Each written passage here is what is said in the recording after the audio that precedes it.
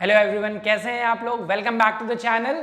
आज हम आ गए हैं आपके लिए एक नई वीडियो लेकर, जहां पर हम डिस्कस करेंगे change in profit sharing ratio के तीसरे बड़े कॉन्सेप्ट को। वो क्या है वो concept? Treatment of reserves and accumulated profits and losses. ये एक्यूमुलेटेड प्रॉफिट लॉस क्या होते हैं, रिजर्व्स क्या होते हैं, और इनको change in profit sharing ratio के टाइम पर कैसे ट्रीट करते हैं। क्या ट्रीटमेंट होता है अगर पार्टनर ने डिसाइड किया कि फ्यूचर में हम कोई और रेशियो शेयर करेंगे, तो ऐसे में रिजर्व्स का क्या होगा, एक्यूमुलेटेड प्रॉफिट का क्या होगा, इसको हम पूरी डिटेल में आज पढ़ेंगे। तो हम स्टार्ट करते हैं अपने पहले टॉपिक से। देखिए, सबसे पहले तो हम समझते हैं ये एक्यूमुलेटेड प्रॉफिट, लॉसेस, रिजर्व्स होते क्या हैं। रिजर्व्स हमारे वो अमाउंट है जो साल भर प्रॉफिट्स के नाम पर हमने प्रॉफिट से डिडक्ट करके अलग से बचा के रखा था फ्यूचर यूज के लिए, ये फ्यूचर में काम आएगा। ठीक है, तो जिसमें आपके कौन कौन से रिजर्व्स आ जाते हैं, अगर हम देखें तो हमारे पास रिजर्व्स कौन कौन से आते हैं। जैसे जनरल रिजर्व आ जाता है, रिजर्व फंड्स आते हैं, कंटिजेंसी रिजर्व आ जाता है, WCR यानी वर्कमैन कंपनसेशन रिजर्व, या इन्वेस्टमेंट फ्लक्चुएशन रिजर्व्स आ सकते हैं। तो ये इतने टाइप के रिजर्व्स हैं जिनको हम यूज करते हैं फर्म में, और इनके अलावा भी कभी कभार कुछ और भी आ सकता है। जैसे आप पढ़ोगे कंपनी अकाउंट, जब आप आगे पढ़ोगे तो वहां पे आप debenture redemption reserve, capital reserve और अलग अलग रिजर्व्स होते हैं। तो आपके पार्टनरशिप अकाउंटिंग में ज्यादातर इन 5 रिजर्व्स का यूज होता है, इसलिए हमने एग्जांपल पे इन्हीं को लिया है। और एक्यूमुलेटेड प्रॉफिट्स में हमारे पास प्रॉफिट होता है जो कि क्रेडिट बैलेंस होता है। ध्यान रखिएगा, credit balance of profit and loss account is a profit for us. अब ये चीज ध्यान रखिएगा कि जितने भी एक्यूमुलेटेड प्रॉफिट्स एंड रिजर्व्स होते हैं, ये आपको क्वेश्चन में हमेशा बैलेंस शीट के लायबिलिटी साइड पर मिलेंगे। इनको बैलेंस शीट में हम लायबिलिटी साइड पर रिकॉर्ड करते हैं। ठीक है, और जो हमारे एक्यूमुलेटेड लॉसेस होते हैं जिनको हमने कलेक्ट करके रखा है, तो लॉसेस में आपके पास 2 लॉस आएंगे। प्रॉफिट एंड लॉस अकाउंट का अगर डेबिट बैलेंस दिया है तो वो हमारा एक्यूमुलेटेड लॉस होगा, और अगर कोई भी डेफर्ड रेवेन्यू एक्सपेंडिचर है, डेफर्ड रेवेन्यू एक्सपेंडिचर हमने चैप्टर नंबर 2 की वीडियो में पढ़ा था, क्लास 11 की, तो वहां पर आप देखोगे तो डेफर्ड का मतलब क्या बताया था, फ्यूचर से रिलेटेड जो भी रेवेन्यू एक्सपेंडिचर है, ऐसा रेवेन्यू एक्सपेंडिचर जो कि फ्यूचर में हमको बेनिफिट देता है, लॉन्ग टर्म तक बेनिफिट देगा। जैसे एडवर्टीजमेंट एक्सपेंडिचर्स, आपने कहा ना डेफर्ड रेवेन्यू एक्सपेंडिचर में आपका हैवी एडवर्टीजमेंट आ सकता है, तो एडवर्टीजमेंट एक्सपेंडिचर आ जाए, और या फिर एडवर्टीजमेंट सस्पेंस अकाउंट के नाम से आ जाए। ये दोनों ही सेम चीज है। ठीक है, तो दोनों ही हमारे लिए सेम है, एडवर्टीजमेंट सस्पेंस अकाउंट आ जाए या एडवर्टीजमेंट एक्सपेंडिचर आ जाए, एक ही चीज है। तो डेफर्ड रेवेन्यू एक्सपेंडिचर, ये हमारे 2 एक्यूमुलेटेड लॉसेस होते हैं। एक्यूमुलेटेड प्रॉफिट और लॉसेस का मतलब जो प्रॉफिट या लॉसेस हमने पूरे साल एक्यूमुलेट कलेक्ट करके रखा था और उनको पार्टनर्स आपस में यूज कर लेते हैं अगर वो अनडिस्ट्रीब्यूटेड रहे। अगर उनका जो पर्पस था वो सॉल्व नहीं हो पाया तो रिजर्व्स या प्रॉफिट बच जाएंगे और उनको पार्टनर्स आपस में डिस्ट्रीब्यूट कर सकते हैं। अब इनका हम ट्रीटमेंट क्या करते हैं भाई, अभी तक जो रेशियो था, अगर अब इनका ट्रीटमेंट देखें तो जो भी एक्यूमुलेटेड प्रॉफिट या लॉसेस हैं ये फर्म में कलेक्टेड रहते हैं। अब एक गिवन डेट पर पार्टनर ने डिसाइड किया कि हम अब फ्यूचर में रेशियो को चेंज करेंगे, कि सपोज ABC पार्टनर्स थे, मान लीजिए A, B और C पार्टनर्स थे, वो 3, 2 और 1 के रेशियो में प्रॉफिट्स या लॉसेस शेयर कर रहे थे अभी तक, which was their old ratio थी। इनका क्या था, ओल्ड रेशियो था। But now they have decided that in future they will share profits and losses in a equal proportion, this is their new ratio. तो अब क्या होगा भाई, अभी तक जो हमारा रेशियो था वो डिफरेंट था, अब फ्यूचर में रेशियो अगर चेंज हो रहा है तो क्या इन रिजर्व्स पे, इन प्रॉफिट्स पे या लॉसेस पे इफेक्ट पड़ेगा? तो बिल्कुल पड़ेगा। इसका ट्रीटमेंट कैसे होगा हम देखते हैं आगे। देखिए, इनके ट्रीटमेंट को हम 2 तरीके से ट्रीट करते हैं। पहला तो अगर पार्टनर्स ये डिसाइड कर लें कि जितने भी एक्यूमुलेटेड प्रॉफिट्स लॉस हैं उनको हम ट्रांसफर कर देंगे अपने कैपिटल या करेंट अकाउंट में। कैपिटल या करेंट का मतलब क्या हो गया, कैपिटल में कब जाएगा, जब कैपिटल फ्लक्चुएटिंग होगी, और करेंट में कब जाएगा, जब कैपिटल फिक्स्ड होगी। तो कैपिटल जैसी भी होगी उसके बेसिस पे डिसाइड करते हैं कि अगर पार्टनर्स ने मिलकर ये डिसाइड किया कि भाई आज से हमारा रेशियो अगर चेंज हो रहा है तो हम जितने भी एक्यूमुलेटेड प्रॉफिट्स हैं, रिजर्व्स हैं, लॉसेस हैं, इनको अपने पार्टनर्स के, मतलब पार्टनर्स आपस में अपने कैपिटल अकाउंट में ट्रांसफर कर लें या करेंट अकाउंट में ट्रांसफर कर लें। तो जब भी ये डिसाइड करते हैं means they want to distribute the profit. इसका मतलब क्या हो गया, दे मतलब यहां पे partners wants to distribute profits losses and reserve, वो बांटना चाहते हैं। या फिर इसी का एक और मतलब आ जाता है आपके पास, दे डोंट वांट टू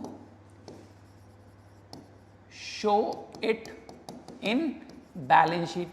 ये इन रिजर्व्स या इन प्रॉफिट्स या इन लॉसेस को नई बैलेंस शीट में दिखाना नहीं चाहते। नहीं दिखाना चाहते मतलब बांट लेना चाहते, डिस्ट्रीब्यूट कर लेना चाहते हैं। डिस्ट्रीब्यूट करेंगे मतलब पार्टनर्स के कैपिटल अकाउंट में शो करना चाहते हैं या अपने अपने कैपिटल अकाउंट में शो करना चाहते हैं। तो लैंग्वेज आपको कोई भी एग्जाम में आ सकती है, आप ये ध्यान रखिएगा। इस लैंग्वेज से भी आ सकता है, इस लैंग्वेज से या इस लैंग्वेज से भी पूछा जा सकता है। या आपको इंस्ट्रक्शन दिया होगा कि पार्टनर्स अपने रिजर्व्स को या प्रॉफिट्स को या लॉसेस को चेंज इन पीएसआर के टाइम पर क्या करेंगे, कैपिटल अकाउंट में शो करेंगे, बांट लेंगे। तो ऐसे में क्या होता है भाई, जो भी प्रॉफिट या लॉसेस या रिजर्व्स थे ये किसका था, ये ओल्ड फर्म का था। ये कब तक था, जब तक हमारा रेशियो चेंज नहीं हुआ था। तो ये ओल्ड रेशियो में बंटना चाहिए। नया रेशियो जब एप्लीकेबल होगा तो हम फ्रेश रिजर्व्स, फ्रेश प्रॉफिट्स या लॉसेस क्रिएट करेंगे। तो अभी तक का जितना भी एक्यूमुलेटेड प्रॉफिट लॉस है, पार्टनर ये डिसाइड करते हैं कि इसको हम लोग ओल्ड रेशियो में आपस में बांट लेते हैं, खत्म करते हैं। और जब नया रेशियो आएगा तो नए रिजर्व्स, नए प्रॉफिट्स, नए लॉसेस हम फिर से रिक्रिएट करेंगे। तो ऐसे केस में आप क्या करते हो, एंट्री क्या पास करते हो, एक्यूमुलेटेड, एक सेकेंड,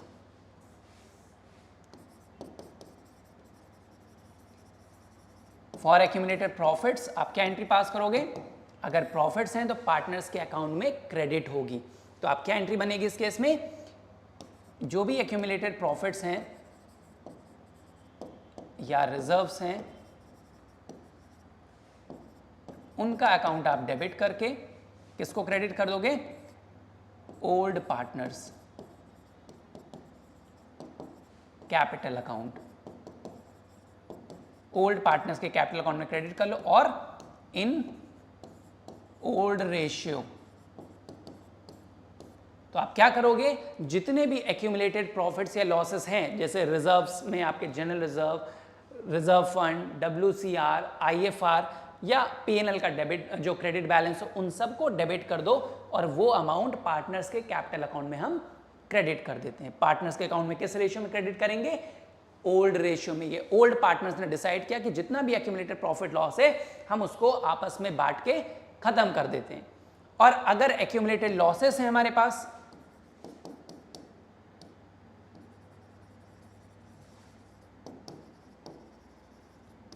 तो फॉर एक्यूमुलेटेड लॉसेस, लॉसेस है तो पार्टनर्स के अकाउंट में हम डेबिट करेंगे। तो old partners capital account debit to जो भी एक्यूमुलेटेड लॉसेस है हमारे पास।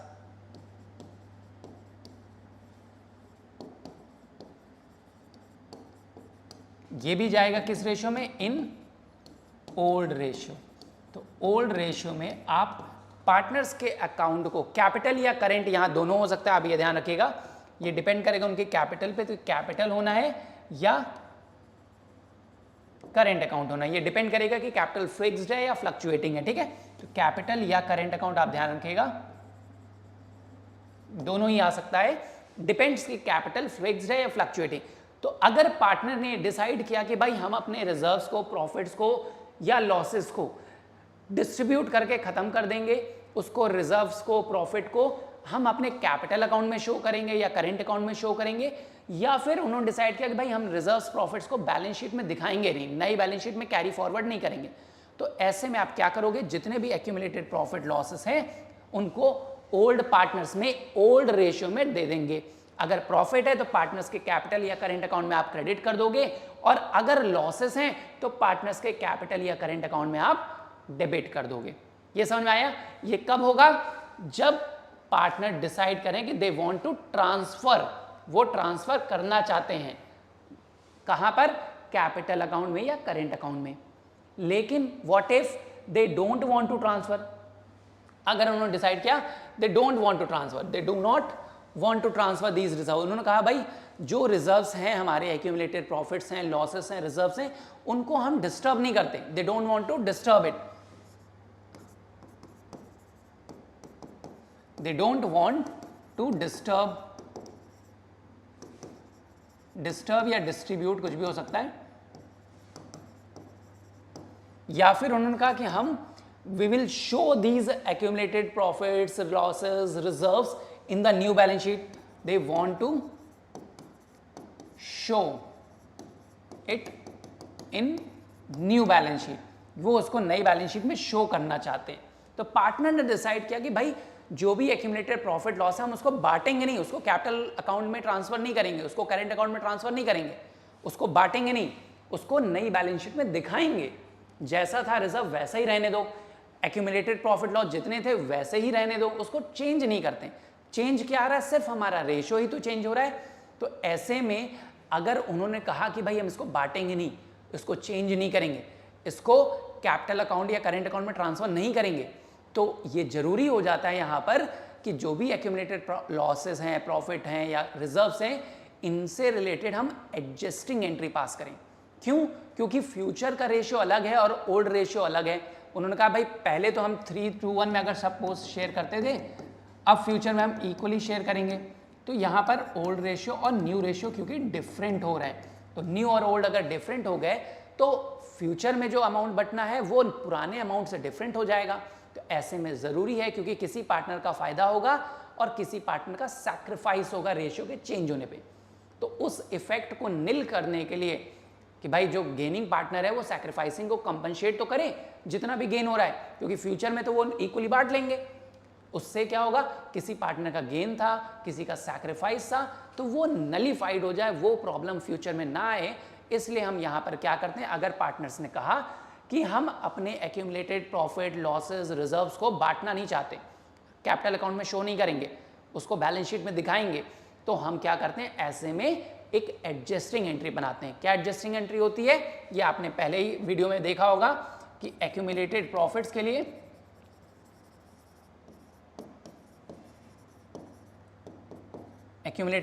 हम क्या एंट्री पास करेंगे, गेनिंग पार्टनर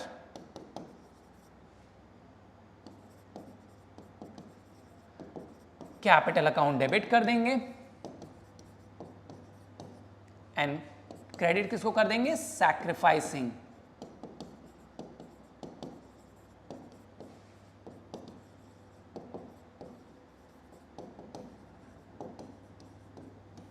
और ये क्या हो गया, इन देयर गेन और सैक्रिफाइसिंग प्रोपोर्शन। हम रिजर्व और प्रॉफिट्स को तो बांटेंगे नहीं, यहां पर हमने डिसाइड किया है कि हम रिजर्व्स, प्रॉफिट, लॉसेस को बांटना नहीं चाहते। तो ऐसे में क्या करेंगे, अगर रिजर्व्स को बांटना है, प्रॉफिट है हमारे पास, तो उनको डिस्ट्रीब्यूट करने के जगह हम क्या करते हैं, एक एडजस्टिंग एंट्री बनाते हैं, जहां पर जो भी गेनिंग पार्टनर है वो अपने में से जितना भी उसका गेन का प्रपोर्शन है वो किसको कंपनसेट कर दे, सैक्रिफाइसिंग पार्टनर को। ठीक है। और अगर लॉसेस है, एक्यूमुलेटेड लॉसेस है हमारे पास,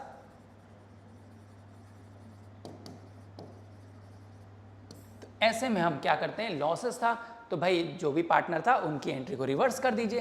तो सैक्रिफाइसिंग पार्टनर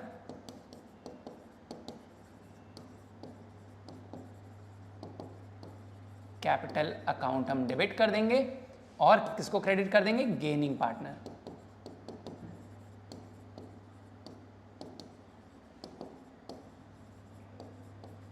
ये भी सेम होगा किसमें, इन देयर गेन या सैक्रिफाइस प्रोपोर्शन। एक चीज बस ध्यान रखिएगा कि यहां पर जो हम कैपिटल अकाउंट का यूज करें ये करेंट भी हो सकता है। ठीक है, कैपिटल की जगह आप करेंट अकाउंट का भी यूज कर सकते हो, depends on their capital whether they are fixed और फ्लक्चुएटिंग। हम यहां मान रहे फ्लक्चुएटिंग कैपिटल, इसलिए हमने कैपिटल का यूज किया, अदरवाइज फिक्स्ड होती तो करेंट अकाउंट के थ्रू हो जाता। ठीक है, तो ऐसे में पार्टनर्स ने अगर डिसाइड किया कि भाई वो जितने भी एक्यूमुलेटेड प्रॉफिट लॉसेस हैं उनको बांटना चाहते हैं, खत्म कर लेना चाहते हैं, नए रेशियो के साथ नया रिजर्व क्रिएट होगा, तो ऐसे में आप जो भी एक्यूमुलेटेड प्रॉफिट्स हैं उनको ओल्ड पार्टनर के अकाउंट में क्रेडिट कर दीजिए उनके ओल्ड रेशियो में, लॉसेस हैं तो उनको ओल्ड पार्टनर के अकाउंट में डेबिट कर दीजिए इन देयर ओल्ड रेशियो। लेकिन अगर उन्होंने डिसाइड किया कि भाई हम एक्यूमुलेटेड प्रॉफिट लॉस को बांटना नहीं चाहते, जैसा था वैसे रहने दो, तो ऐसे में हमको एडजस्टिंग एंट्री पास करनी पड़ती है। एडजस्टिंग एंट्री क्या होती है? जो पार्टनर गेन कर रहा है वो अपने में से सैक्रिफाइसिंग पार्टनर को कंपनसेट करेगा जितना भी उसका गेन हुआ, ठीक है, और लॉसेस के केस में रिवर्स कर दे देंगे एंट्री को, ठीक है। तो ये हो गया हमारा ट्रीटमेंट। अब यहां पर देखिए ये तो बहुत ही बेसिक ट्रीटमेंट है कि जो भी एक्यूमुलेटेड प्रॉफिट लॉस है उनको हमें कैसे ट्रीट करना है, बस ध्यान क्या देना है, whether they want to distribute reserves और नॉट, और whether they don't want to show, वो दिखाना चाहते हैं बैलेंस शीट में या नहीं दिखाना चाहते, वो रिजर्व्स को बांटना चाहते हैं या नहीं बांटना चाहते, बस ये दो चीजें आपको ध्यान रखनी है, ठीक है। अब इसके बाद अगर मान लीजिए वो पार्टनर्स पहला वाला ट्रीटमेंट फॉलो कर रहे हैं, they want to distribute accumulated profit loss, तो यहां पर हमारे दो स्पेशल रिजर्व्स आते हैं। आपने देखा दो स्पेशल रिजर्व कौन से हमारे पास, वर्कमैन कंपनसेशन रिजर्व और इन्वेस्टमेंट फ्लक्चुएशन रिजर्व। इसके ऊपर एग्जाम में आपको अलग से क्वेश्चन मिलते हैं 3 मार्क्स के, 1 मार्क्स के, 2 मार्क्स के, तो हम एक बार इसका ट्रीटमेंट भी देख लेते हैं कि इनके ऊपर क्या क्या पॉसिबिलिटीज हैं और कैसे ट्रीट करते हैं। तो हम इसको एक न्यूमेरिकल एग्जांपल से समझेंगे। देखिए कि सपोज करिए हमारे पास ये एक सिचुएशन दी है कि कंपनी के पास उनकी लायबिलिटी साइड में वर्कमैन कंपनसेशन रिजर्व दिया हुआ है, firm has created a reserve of 40,000, firm ने 40,000 का रिजर्व बनाया था। ये रिजर्व हम क्यों बनाते हैं कि अगर हमें वर्कर को कंपनसेट करना पड़ जाए साल भर में तो हमें एक्स्ट्रा बर्डन ना मिले, तो हम एक पहले से एक रिजर्व क्रिएट करके रख लेते हैं कि भाई साल भर हमारे यहाँ वर्कर काम करते हैं, किसी न किसी को इंजरी होती है, एक्सीडेंट होता है, कोई ना कोई क्लेम आ जाता है जिसकी वजह से हमें उनको कंपनसेट करना पड़ता है। तो ऐसे रिजर्व्स में हम बचने के लिए पहले से कुछ पैसे बचा के रखते हैं। तो आप में क्या होगा भाई, अगर मान लीजिए सिर्फ इतनी इंफॉर्मेशन गिवन है, जैसे हम देखते हैं पहला केस, नो क्लेम अराइजेस, कोई क्लेम ही नहीं आया, कोई इंफॉर्मेशन क्वेश्चन में नहीं दिए, तो हम मानते हैं there is no claim. Balance sheet में अगर सिर्फ रिजर्व है तो भाई रिजर्व्स क्या होते हैं, आपको in the absence of any information हम ये पार्टनर्स को बांट देंगे, किस रेशियो में, ओल्ड रेशियो में। रिजर्व है तो पार्टनर्स के अकाउंट में क्रेडिट कर देंगे। तो अगर आप पहला केस देखोगे तो अगर कोई इंफॉर्मेशन ना दी हो, जब कोई इंफॉर्मेशन ना हो या फिर कोई क्लेम ना आए, तो हम ये मानते हैं जो रिजर्व पूरा 40,000 का था ये पूरा बचा हुआ है, तो पूरे रिजर्व को ओल्ड पार्टनर्स के कैपिटल या करेंट अकाउंट में क्रेडिट कर देंगे। तो क्या एंट्री हो जाएगी, workman compensation reserve account debit to old partners capital account. हम कैपिटल अज्यूम कर रहे हैं, यहाँ पे करेंट नहीं मान रहे हैं, फिक्स्ड कैपिटल नहीं मान रहे हैं, फ्लक्चुएटिंग मान रहे हैं, और किस रेशियो में, इन ओल्ड रेशियो। तो आप सीधे सीधे जो 40,000 का रिजर्व है 40,000 को इन देयर ओल्ड रेशियो आप डिवाइड कर दोगे, तो ओल्ड पार्टनर्स जो भी होंगे XYZ जो भी रहेंगे उनको आप बांट दोगे, ठीक है। इसको अगर एग्जांपल के हिसाब से देखें तो हम अमाउंट देख लेते हैं, 40,000 एंड 40,000, ये 40,000 चला जाएगा किस में, एक सेकेंड,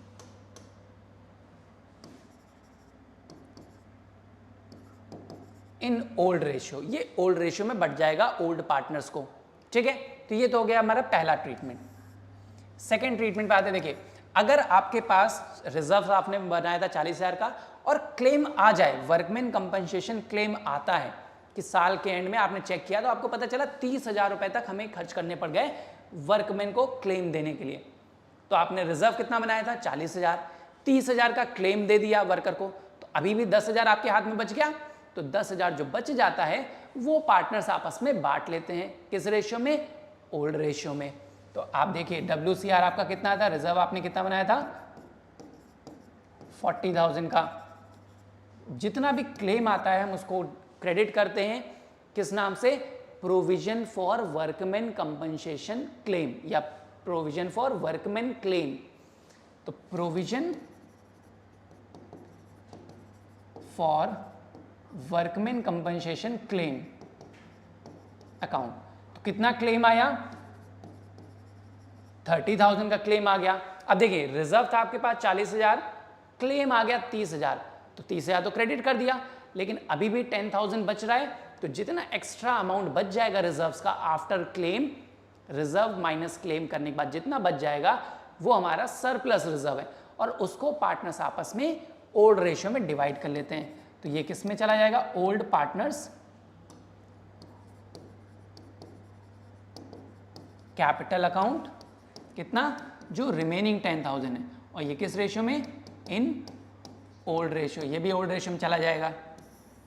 ठीक है, 10,000 को जो भी ओल्ड पार्टनर होंगे एक्स वाई जेड जो भी होगा उसको ओल्ड रेशियो में बांट देंगे। क्लियर है।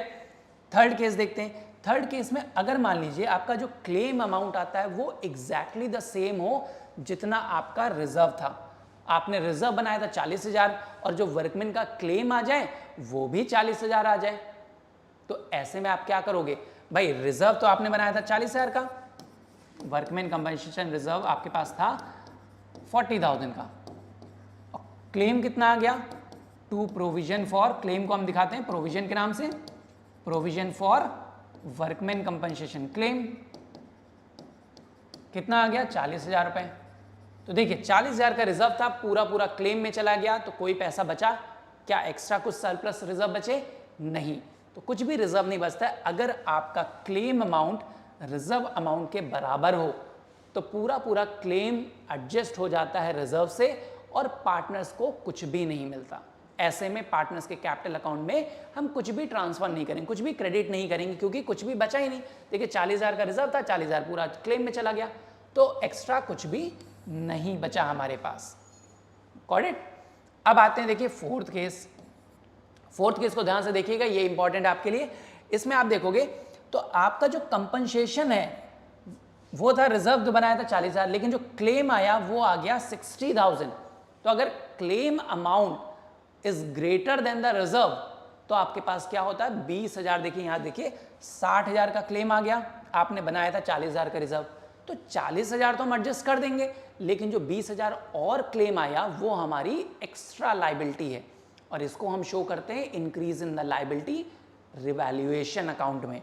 तो workman compensation reserve account debit करेंगे, कितने से, रिजर्व था देखिए 40,000 रुपए का, क्रेडिट करेंगे to provision for workman compensation claim, कितने का 60,000 का क्लेम आया। तो आप देख रहे हो claim amount is greater than the reserve, तो जो एक्स्ट्रा क्लेम है वो कहां पर डेबिट हो जाएगा, रीवैल्यूएशन अकाउंट। तो हम रीवैल्यूएशन अकाउंट को भी डेबिट कर देंगे, कितने से, जो एक्स्ट्रा क्लेम आया 20,000 का।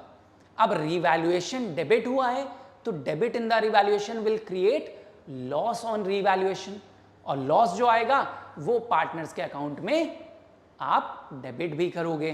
तो क्या हो जाएगा, अगली एंट्री जितने 20,000 का लॉस था वो भी पार्टनर्स के अकाउंट में आप डेबिट करोगे। तो old partners capital account debit to revaluation, तो जितना क्लेम आया, कितना एक्स्ट्रा क्लेम 20,000 रुपए, वो 20,000 रुपए आप रीवैल्यूएशन में दिखाओगे एज अ लॉस, और वो लॉस है तो ओल्ड पार्टनर्स के कैपिटल अकाउंट में डेबिट होगा, और किस रेशियो में, in old ratio, old ratio में चला जाएगा। ठीक है, तो आपने देखा कि अगर क्लेम अमाउंट ज्यादा आ जाए रिजर्व से तो जितना एक्स्ट्रा क्लेम आएगा वो हमारी लायबिलिटी बढ़ाएगा, लायबिलिटी बढ़ेगी तो यानी रिवैल्यूएशन डेबिट होगा, और रिवैल्यूएशन डेबिट होगा तो पार्टनर्स को लॉस फेस करना पड़ेगा। तो इस तरीके से कुछ पॉसिबल केसेस से हमने 4 एग्जांपल लिए यहाँ पे पॉसिबल केसेस के, और उनकी हेल्प से समझा कि WCR का ट्रीटमेंट कैसे करते हैं। ठीक है, इसी तरह सेम ट्रीटमेंट होता है हमारे लिए इन्वेस्टमेंट फ्लक्चुएशन रिजर्व का। इन्वेस्टमेंट फ्लक्चुएशन रिजर्व हम क्यों बनाते हैं कि अगर फर्म ने मान लीजिए कहीं इन्वेस्टमेंट करी है और वो इन्वेस्टमेंट डिक्रीज हो जाए, फ्लक्चुएट होकर नेगेटिव फ्लक्चुएशन आ जाए, घट जाए, तो इसका क्या इम्पैक्ट होगा, तो हम इसके लिए पहले से तैयार रहते हैं और हम कुछ रिजर्व बना के रख लेते हैं कि मान लीजिए हमारी इन्वेस्टमेंट घटेगी तो इससे ज़्यादा नहीं घट पाएगी, हम एक अजम्पशन मान लेते हैं। तो ऐसे में अगर मान लीजिए इन्वेस्टमेंट में एक फ्लक्चुएशन हो तो क्या इफेक्ट पड़ेगा उस रिजर्व पे, हम ये देखते हैं। तो हम ये एग्जाम्पल लेते हैं, अजम्पशन लिया है हमने, देखिए कि इन्वेस्टमेंट फ्लक्चुएशन रिजर्व हमारे पास 40,000 रुपये का था, हमने बनाया था 40,000 का फ्लक्चुएशन का रिजर्व, और इन्वेस्ट किया था जिसकी बुक वैल्यू थी, ये बुक वैल्यू हो गई, बुक वैल्यू थी 1 लाख रुपए। तो 1 लाख रुपए इन्वेस्ट किया था और हमने सोचा कि बहुत ज्यादा फ्लक्चुएशन आएगा, 40,000 रुपए का आएगा, इसलिए हमने 40,000 रुपए तक का रिजर्व बना लिया था। अब क्या क्या पॉसिबिलिटीज आएंगी देखिए, सबसे पहले अगर कोई फ्लक्चुएशन ना आए इन्वेस्टमेंट में, इन्वेस्टमेंट की बुक वैल्यू और मार्केट वैल्यू सेम रहे, तो अगर कोई इंफॉर्मेशन नहीं दिया है तो हम मानते हैं कोई फ्लक्चुएशन नहीं आया।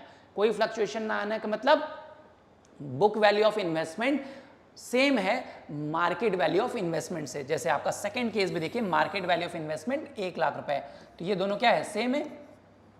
तो ऐसे में ये दोनों का ट्रीटमेंट सेम होगा, इन दोनों एंट्री को हम एक जैसे ट्रीट करते हैं कि कोई इंफॉर्मेशन नहीं दी है तो भी हम यही मानते हैं कि इन्वेस्टमेंट चेंज नहीं हुई है, और अगर इन्वेस्टमेंट आपको दी है और वो सेम दी हुई है जितनी उसकी बुक वैल्यू थी, means if the book value and the market value of investments are same, तो there is no fluctuation, और कुछ भी नहीं बोला है तो भी कोई फ्लक्चुएशन नहीं है, ठीक है। तो ऐसे में पहला और दूसरे केस का हम एक साथ दिखाएंगे। तो ऐसे में अगर मान लीजिए कोई फ्लक्चुएशन नहीं आया या इन्वेस्टमेंट की वैल्यू सेम रहती है, तो ये जो रिजर्व था वो तो पूरा पूरा बच गया, इसका कोई यूज हुआ नहीं, तो इसको हम क्या करेंगे, पार्टनर्स के कैपिटल अकाउंट में फिर से क्रेडिट कर देंगे। तो इन्वेस्टमेंट फ्लक्चुएशन रिजर्व अकाउंट को डेबिट करेंगे और क्रेडिट किसको कर देंगे, पार्टनर्स, एक सेकेंड, इसको अगर हम देखें तो ओल्ड पार्टनर्स कैपिटल अकाउंट, कितना 40,000 का रिजर्व था, इसको 40,000 रुपए पार्टनर्स में क्रेडिट कर दो, किसमें, इन ओल्ड रेशियो में बांट देंगे। तो अगर कोई क्लेम नहीं आया, मतलब इन्वेस्टमेंट का फ्लक्चुएशन कुछ भी ना हो, सेम रहे, एज इट इज रहे, या कुछ भी ना बोला गया हो, तो ऐसे में हम मानते हैं रिजर्व पूरा पूरा बच गया है और पूरा रिजर्व बचा है तो पार्टनर्स के अकाउंट में क्रेडिट कर दो, ओल्ड रेशियो में ओल्ड पार्टनर्स को, ठीक है। थर्ड केस देखते हैं। थर्ड केस में आपको बोला है अगर market value of investments is now 70,000, investment घट गई, 1 लाख उसकी बुक वैल्यू थी, मार्केट वैल्यू आ गई 70,000, तो कितने से कम हो गई इन्वेस्टमेंट, 30,000 रुपए से। 30,000 का फ्लक्चुएशन आया तो हम क्या करेंगे, भाई हमने रिजर्व बना के रखा था 40,000 रुपए का, इसमें से 30,000 रुपए एडजस्ट कर देंगे, जो फ्लक्चुएशन आया उसको नलीफाइड कर देंगे, लेकिन उसके बाद जो एक्स्ट्रा रिजर्व बच गया वो पार्टनर्स बांट लेंगे। तो देखिए, इन्वेस्टमेंट फ्लक्चुएशन रिजर्व अकाउंट कितने का बनाया था आपने, रिजर्व बनाए थे 40,000 रुपए के, इन्वेस्टमेंट में डिक्रीज कितना आया, 30,000 का, इन्वेस्टमेंट कितने से कम हो गई, अगर उसकी बुक वैल्यू 1 लाख है और मार्केट वैल्यू 70,000, तो 30,000 से कम हो गई। 30,000 से कम हो गई तो हमने रिजर्व्स में से एडजस्ट कर दिया, जो एक्स्ट्रा रिजर्व बचा वो ओल्ड पार्टनर्स के कैपिटल अकाउंट में हम क्रेडिट कर देंगे। कितना एक्स्ट्रा बचा, 10,000 रुपए, किस रेशियो में, ओल्ड रेशियो में। तो जो एक्स्ट्रा रिजर्व बचेगा हम उसको ओल्ड पार्टनर्स के कैपिटल अकाउंट में क्रेडिट कर देंगे इन देयर ओल्ड रेशियो। अगर एक्स वाई होंगे तो एक्स वाई में बांट दोगे, एक्स वाई जेड होंगे तो एक्स वाई जेड में बांट दोगे, जो भी ओल्ड पार्टनर्स है उनके ओल्ड रेशियो में, ठीक है। तीसरा केस हो गया। चौथा देखिए, अब फोर्थ में हमने अज्यूम किया कि जो मार्केट वैल्यू ऑफ इन्वेस्टमेंट है वो उतनी ही फॉल की जितना हमारा रिजर्व था, या हमने यहां पे ज्यादा अज्यूम कर लिया ना, मान लीजिए इसको 60 मान लेते हैं, एक second, just let me change, इसको अगर हम 60 बना लेते हैं, ठीक है।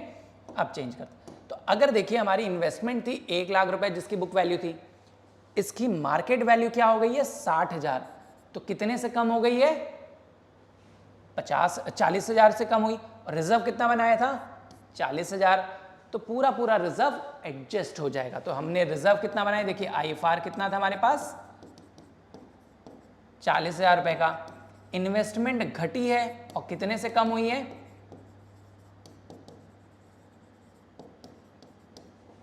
40,000 से कम हुई, तो पूरा रिजर्व तो एडजस्टमेंट में ही निकल गया।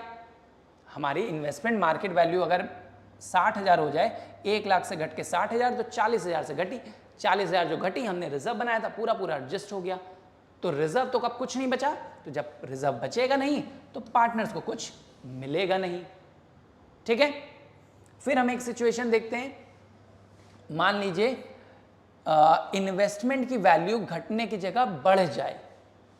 आपने जो इन्वेस्टमेंट घटाई है उसकी जगह ये बढ़ जाएगी तो क्या प्रॉब्लम आएगा? देखिए, पहले तो जो इन्वेस्टमेंट बढ़ी है, एसेट का बढ़ना रिवैल्यूएशन में हम शो करेंगे। तो रिवैल्यूएशन अकाउंट को क्या करोगे आप? इन्वेस्टमेंट बढ़ने के केस में क्रेडिट कर दोगे। तो एंट्री क्या आएगी? इन्वेस्टमेंट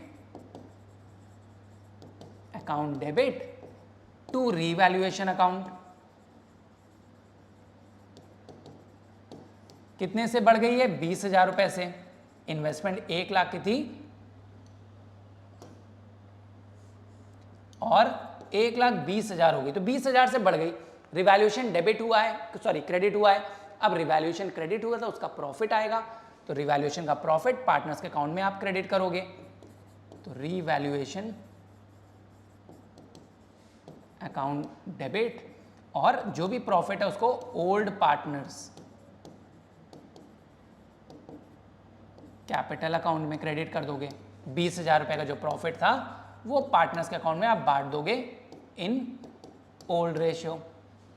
और जो रिजर्व था वो भी पूरा बच गया। भाई इन्वेस्टमेंट अगर बढ़ गई है तो कम तो हुई नहीं, तो पूरा रिजर्व हमारा बच गया, और रिजर्व बच गया तो वो भी पूरा पार्टनर्स में आप बांट दोगे। Investment fluctuation reserve account debit to old partners capital account. कितना रिजर्व था? 40,000 का रिजर्व था, वो पूरा बांट दोगे आप किस रेशियो में? ओल्ड रेशियो में। ठीक है, तो अगर इन्वेस्टमेंट की मार्केट वैल्यू बुक वैल्यू से बढ़ जाए, इंक्रीज हो जाए, तो आपको तो कोई लॉस ही नहीं है। इन्वेस्टमेंट बढ़ गई है तो रिवैल्यूएशन में जाएगा, रिवैल्यूएशन में जाएगा तो प्रॉफिट होगा, प्रॉफिट बटेगा पार्टनर्स को ओल्ड रेशियो में, और जो रिजर्व था वो पूरा 40,000 बच गया। ठीक है, इसके साथ एक सिचुएशन और हमें याद आ रही है, हम इसको भी दिखा देते हैं कि मान लीजिए मार्केट वैल्यू जो इन्वेस्टमेंट की थी वो डिक्रीज हो और रिजर्व जितना ज्यादा बना है उससे भी ज्यादा डिक्रीज हो जाए। मान लीजिए इसकी वैल्यू घट के हो जाए 40,000 रुपए, 40,000 हो गई। अब इस सिचुएशन में हम क्या करेंगे? तो देखिए, अगर हमारा 6 केस देखते हैं, हम यहीं पे सॉल्व कर लेते हैं 6 केस। तो अगर इन्वेस्टमेंट रिजर्व हमने बनाया था कितना? 40,000 रुपए। तो investment fluctuation reserve account debit करिए। कितने का रिजर्व था? 40,000 का। और फ्लक्चुएशन कितना आया इन्वेस्टमेंट में? इन्वेस्टमेंट घट गई, देखिए 1 लाख से 40,000 हो गई, तो कितने से कम हुई है? 60,000। तो 60,000 का फ्लक्चुएशन आया, तो टू इन्वेस्टमेंट अकाउंट कितने की घट गई है? 60,000 से।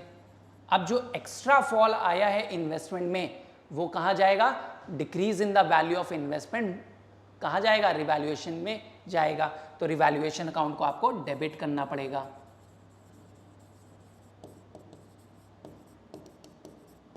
कितने से? 20,000 रुपए से। तो रिवैल्यूएशन डेबिट हो जाएगा। अगर इन्वेस्टमेंट घटी है और जितना रिजर्व बनाया था उससे भी ज्यादा फ्लक्चुएशन आ जाए, तो जो एक्स्ट्रा फ्लक्चुएशन है वो तो हम एडजस्ट कर नहीं पाएंगे, तो वो हम दिखाएंगे कि इन्वेस्टमेंट घट गई है और उसका इफेक्ट रिवैल्यूएशन पे जाएगा। रिवैल्यूएशन डेबिट होगा, तो रिवैल्यूएशन के डेबिट होने के बाद आप क्या करते हो? जो भी प्रॉफिट बचेगा इसको हम पार्टनर्स को कैपिटल अकाउंट में भी ट्रांसफर करेंगे। तो जो भी प्रॉफिट है रिवैल्यूएशन का उसको पार्टनर्स को ओल्ड पार्टनर्स